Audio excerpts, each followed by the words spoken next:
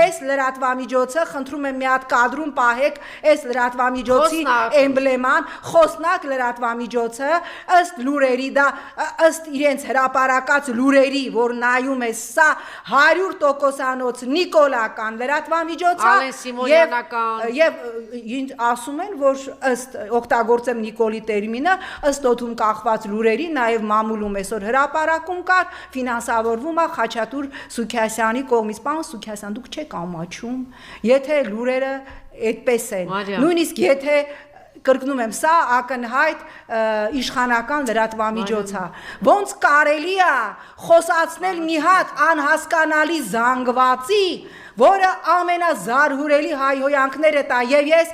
առավոտվանից դիմել եմ ԱԱԾ-ին գլխավոր դատախազությանը քննչական կոմիտեին բան չի էս կինը միջև հիմա կալանավորված չի սա